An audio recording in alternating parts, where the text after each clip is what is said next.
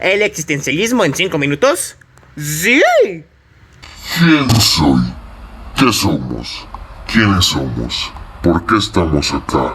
¿Por qué estoy hablando? ¿Por qué me estoy mirando al espejo? ¿Por qué me sigo preguntando esto en mi mente?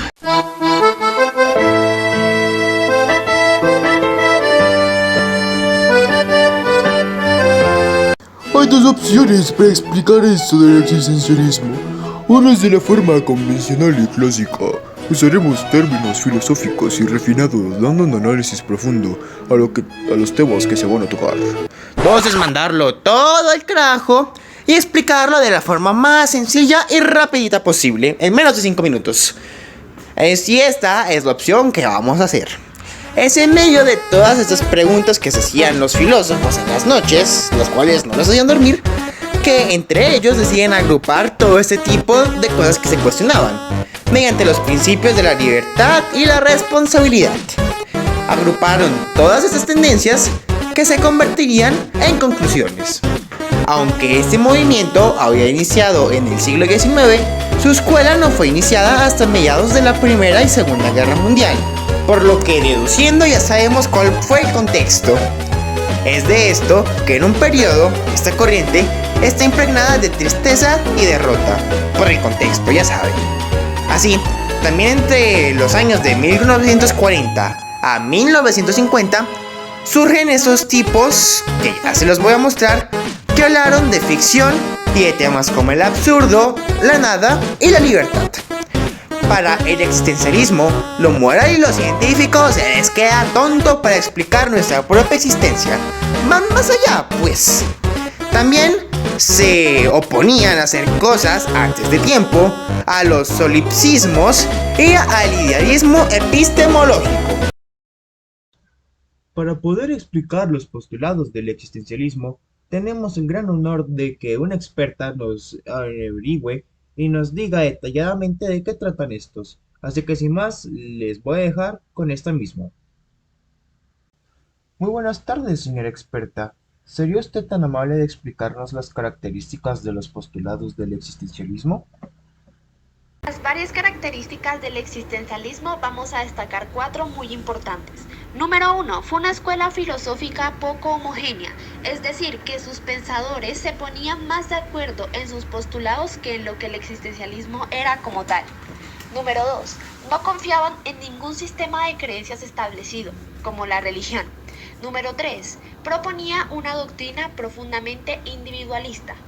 Y número 4, sus pensadores se opusieron a la filosofía tradicional. En consecuencia, se oponían a toda forma de objetivismo y cientificismo y a cualquier otra doctrina que entendiera a los seres humanos como una realidad completa que debe resolverse en sus elementos para ser conocida. Hablando sobre los postulados del existencialismo, tomaremos los 5 más importantes e interesantes. Número 1. La vida se impone sobre la razón abstracta. El existencialismo se opone a la hegemonía de la razón como fundamento de la reflexión filosófica, es decir, que se opone al racionalismo y al empirismo. Número 2. La mirada filosófica puesta en el sujeto, es decir, el existencialismo retorna a la consideración del sujeto y su modo de existir frente al universo como una experiencia individual. Número 3. Libertad sobre la determinación exterior. Debemos tener plena conciencia de que nuestras decisiones y acciones personales influyen en el entorno social y nos hacen corresponsables del bien y el mal. Número 4. La angustia existencial, que es el temor de sí mismo. Y número 5. La existencia precede a la esencia. Este postulado toma un camino alterno frente a la filosofía occidental que hasta entonces explicaba el sentido de la vida postulando categorías trascendentales o metafísicas. Uno de los exponentes del existencialismo más importantes es Jean-Paul Sartre, filósofo, novelista, dramaturgo y político francés, que decía que el existencialismo era una forma de humanismo, dado que insistía en la finititud de la existencia y en sus posibilidades éticas inherentes, es decir, se centraba en el individuo humano y su subjetividad ante todo. Su obra más importante y más interesante es La náusea, que es la novela existencialista por excelencia y narra las desventuras de un joven que percibe el mundo como algo absurdo, algo que le pasa a muchas personas actualmente. Esta obra maestra de Sartre describe el descenso hacia la oscuridad que se vuelve inevitable y la apatía que siente el protagonista hacia la realidad que le toca vivir. Momento reflexivo. La sociedad actual se está convirtiendo poco a poco en una sociedad más aceptante a la diferencia entre las personas. La búsqueda de sentido de la vida es otro factor actual que se ve muy influenciado por el existencialismo. El ser humano moderno no quiere solamente vivir, busca encontrarle un sentido a su existencia. La vida humana no está de ninguna manera completa y no es enteramente satisfactoria debido a que los sufrimientos y pérdidas que ocurren al considerar la falta de perfección, de poder y de control que uno tiene sobre su vida.